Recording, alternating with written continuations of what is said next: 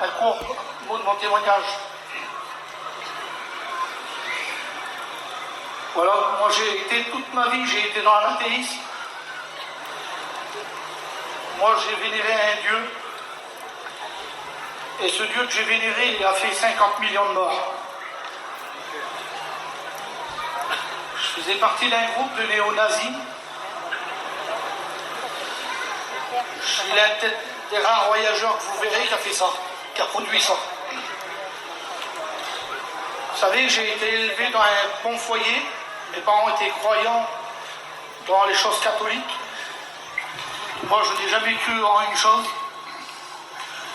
Par contre, mon père, à notre plus jeune âge, il nous a éduqués à jamais à se laisser faire.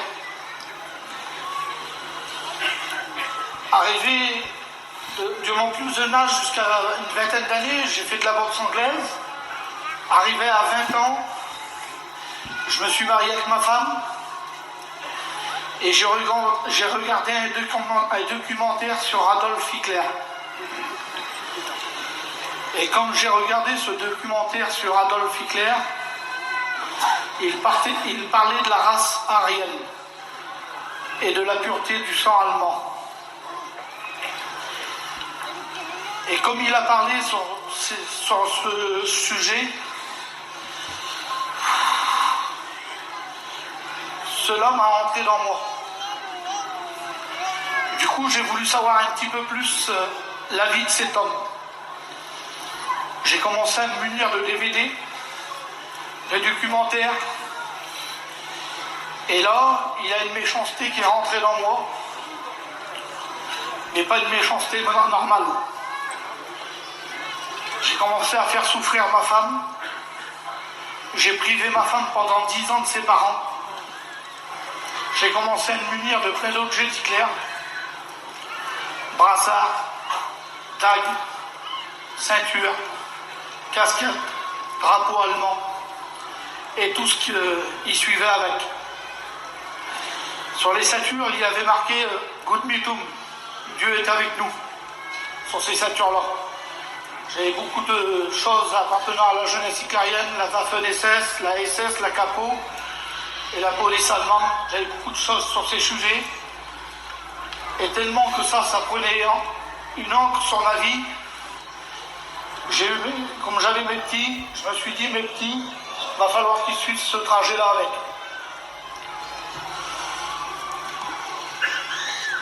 Et comment dire, du coup, j'ai obligé à mes enfants, à mon petit garçon de 7 ans et à ma petite fille de 4 ans, je l'ai obligé, à chaque fois que je rentrais dans le camping, à me faire le salut hitlérien.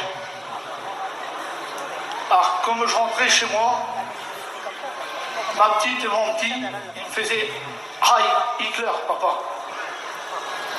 Et j'étais honoré de ce que je faisais. Un jour, j'arrivais sur le côté de Denain, dans le nord, et j'avais étalé mon drapeau allemand sur le long de mon camping. Et un petit garçon, à l'époque, c'est un bon petit chrétien, Seigneur. Il était venu pour me parler de Dieu. Et je lui ai dit, je vais quitter pour me parler de ces choses-là. Ben, je fais moi, mon Dieu, je fais celui que tu vois derrière la croix gammée que tu vois. Et je vous explique pas ce que j'ai dit au frère. Ce frère-là, il est reparti. Je l'avais insulté, je l'avais rabaissé, je l'avais humilié. Vous savez, vers chez nous, on a de la famille avec qui a eu des malheurs en ces époques-là. Un jour, ma grand-mère, elle est encore bien, ma grand-mère, elle me dit, elle me fait, mon fils, t'as pas honte de faire ce que tu fais? Ben, je fais, mes mères, je fais, il n'y a aucune honte dans ça. Je fais, j'en suis heureux. Et je vous dis pas ce que j'ai dit à ma grand-mère par la suite. Beaucoup de personnes dans ma famille, ils ne s'entendaient plus avec moi. Les petits que j'ai inculqués dans cette voie-là. Et après, j'ai commencé à avoir un désir. Je n'étais pas un garçon riche. Alors du coup, j'ai été au tatoueur. Et j'ai demandé au tatoueur pour me faire tatouer la croix gammée sur le torse et la tête d'Hitler dans le dos. Ah, il me fait, je te prends 1000 €, mais il fait, tu sais, tu ne devrais pas faire une chose comme ça. Ah, il m'avait fait essayer un calque ici et dans le dos, et avec marqué My Kampf, mon combat. Mon père, comme ma femme a assisté ça à mon père il fait comme ça, il fait si tu fais ça mon fils je te tue. Je fais mon père, c'est mon truc à moi. Et il me fait mon fils, il fait tu sais pas ce que tu es en train de faire. Mais moi dans cette chose-là que je pratiquais, mes frères et sœurs, je vous le dis de la part de Dieu, j'avais un mur de béton devant les yeux. Et en plus, vers 21 ans, comme j'ai changé de sport, je me suis remis en MMA, tout ce qui est combat en cage, jusqu'à l'âge de 32 ans. Et là, mes copains, mon entraîneur, c'était des néo-nazis avec. Alors, on s'est changé des croix gammées, on s'est changé des drapeaux, on parlait souvent d'Hitler. Vous savez, mes frères, je ne voudrais offenser personne, et je vous le dis de la part de Dieu, si vous sauriez que j'admire les témoignages d'enfants qui sont nés dans la mission, c'est le plus grand des témoignages qu'il peut y avoir. Je me dispenserai de ce témoignage-là, mais je vous le dis, toute la journée, j'ai pas été bien, j'étais dans mon camping, j'étais pas bien. Et vous savez, voilà, les choses, ils se sont fait comme ça, et ça a duré comme ça, toujours. Et un jour, mon frère, ça fait 11 ans qu'il est chrétien. Et mon frère, un jour, il a voulu me parler de Dieu. Chez mon frère, je fais parle-moi pas de Dieu. Je fais ton Dieu, le tueur d'enfants, celui-là qui ne revient pas tes ans, qui fait mourir des enfants. Je fais, t'auras un Dieu, ça n'existerait pas. Il fait, mon frère, il fait, c'est des choses diaboliques que tu produis. Et tu ne te rends pas compte des choses que tu peux faire. Ben, je fais, moi, mon frère, je fais, cet homme-là, c'est mon Dieu, j'en rêve. Si tu peux, alors mettez-vous à la place de mon frère, il ne savait plus. Ma famille, elle ne le savait plus non plus. Et un jour, il y a un serviteur qui est venu, il m'a parlé du Seigneur. Et j'ai parti de la camping. J'étais assez en colère. Et je m'en rappellerai toute ma vie. J'avais des combats le 16 décembre à Bruxelles. Du coup, je tournais à 4 heures d'entraînement par jour, sans cesse.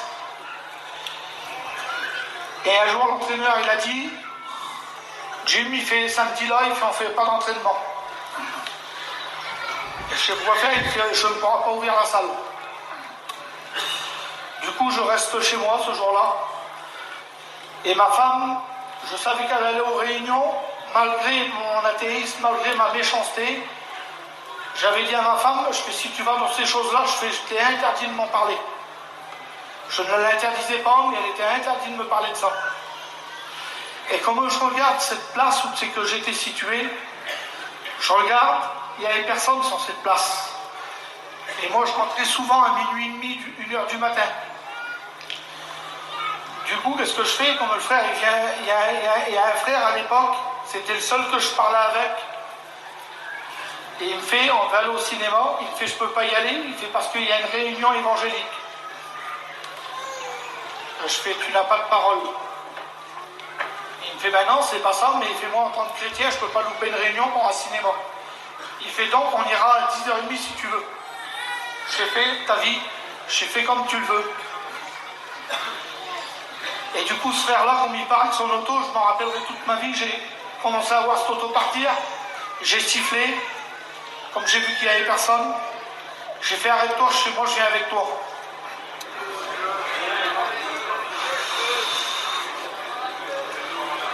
Et ce jour-là, j'ai été avec lui, et dans la petite rue arrière sur la liste, là-bas, la rue, elle était disjonctée complètement. C'était dans le noir. Et là, quand j'ai rentré dans la réunion, personne ne savait que j'allais venir. Je m'en rappellerai toute ma vie. J'étais à la porte, la réunion, elle était plongée dans le noir.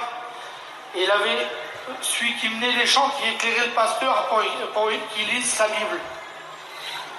Et moi, j'ai fait que des fous. Alors j'étais venu en vérité sans conviction de recevoir quelque chose, sans conviction de recevoir Dieu, car je ne croyais pas du tout. Et comme la prédication elle a été prêchée, ma vie elle a été dévoilée d'une telle sorte que c'était... Vous savez, pour moi, mes frères et sœurs, avec le respect que je vous dois, à l'époque, je n'aimais plus le voyageur. Je n'aimais plus l'endroit, je n'aimais plus le manouche, je n'aimais plus le voyageur, l'espagnol, le chinois, le noir, le musulman, je ne pouvais plus. Pour moi, il n'y avait que la race blanche qui comptait. Et là, comme cet homme-là, il avait prêché, vous savez, je faisais des rêves, donc je ne vous dirai pas ce que c'était. C'est trop cruel, c'est des vilains rêves, des rêves que je me réjouissais. Et ce soir-là que j'ai sorti de la réunion, j'étais chez moi et toute la nuit, j'avais que le nom de Jésus, Jésus dans la tête. Je me suis élevé à 3 h du matin, je tournais dans mon camping et Jésus, Jésus, Jésus, Jésus. Je fais qu'est-ce qui m'arrive? Le frère qui était venu la première fois me parler du Seigneur, il revient dans le camping et puis il commence, et lui, comme je le regarde, je fais lui, s'il me parle de Dieu, je fais ça va pas le faire. Je fais ça va pas du tout le faire. Et je suis en face de moi et puis il me dit, si tu saurais comment Jésus t'aime et les larmes coulent. Je vous le dis de la part de Dieu, que mon Seigneur m'en soit témoin. J'étais pas un Herculéen, mais j'avais quand même un peu de force contre beaucoup de personnes. J'ai voulu me lever et cet homme-là, il m'a mis la main sur l'épaule. J'ai jamais été capable de me lever. Son bras était tendu, elle était sur mon épaule. Je me demandais qu'est-ce qu'on m'a dit, j'étais paralysé des jambes. Je sais qu'est-ce qui m'arrive. Et comme il m'a parlé de l'amour de Dieu, cet amour, elle était fort puissante dans ce camping-là. Je sais qu'est-ce qui m'arrive. Et il y a une personne qui a rentré. Et elle a tout interrompu, j'ai réussi à me sauver. Et là, pendant 10 jours, j'ai eu que Jésus, Jésus, Jésus, Jésus, Jésus dans la tête. Je sais qu'est-ce qui m'arrive. Je sais pas possible, je loupais tous mes entraînements, j'avais plus la tête aux entraînements, j'avais que Jésus, je pensais du paradis, je pensais qu'est-ce qui se passait, je pensais qu'est-ce que c'était, je me dis qu'est-ce qui m'arrive. Et un jour, je vais aux commissions avec ma femme, et ce Jésus, je l'avais constamment dans la tête, constamment dans ma tête. Je sais qu'est-ce qui m'arrive, je sais c'est pas possible. Et l'auto attendant pas, je pousse l'auto à la station, je m'en rappellerai comme si c'était hier. Et là dans l'auto, j'ai fait, pas de problème, t'es Jésus, t'es vivant, je le sais, mais j'ai pas besoin de toi. J'ai Hitler, j'ai mes copains, j'ai mes combats, et j'ai mes sources qui m'appartiennent. Alors mes frères, au moment où c'est que j'ai dit ça, ça s'est pas passé une heure. Au moment où c'est que j'ai dit ça, que j'avais pas besoin du Seigneur, je vais vous dire ce qui s'est passé. Ça m'a fait dans mon corps, bon, j'ai pris comme une décharge électrique dans tout le corps entier. Ma femme, elle me regarde, elle me fait, qu'est-ce que t'as? Je me sens pas bien. Bon, et les décharges électriques. Ben, je me garde sur le côté avec l'auto, je fais vite, je fais, il se passe quelque chose. Et là, je monte sur le côté, et là, comme des décharges de plus en plus intenses. Bon. Et là, jusqu'au moment où que j'ai commencé à me paralyser de mes membres. J'ai mes bras, ils se sont repliés comme ceci. Je me suis replié comme une boule et j'hurlais comme une bête dans l'auto. Comme si il y avait un pressoir qui était en train de me recompresser sur moi-même. Et là, je criais, Seigneur, Seigneur, aide-moi, Seigneur, aide-moi. Et quelques secondes avant, je disais que je n'avais pas besoin du Seigneur. Vous savez, il n'y a pas d'homme pour le Seigneur. C'est comme si vous avez tapé dans le béton par terre.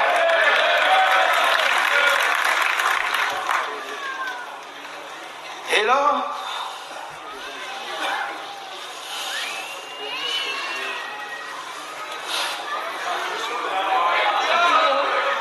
devant le Seigneur, c'est vrai.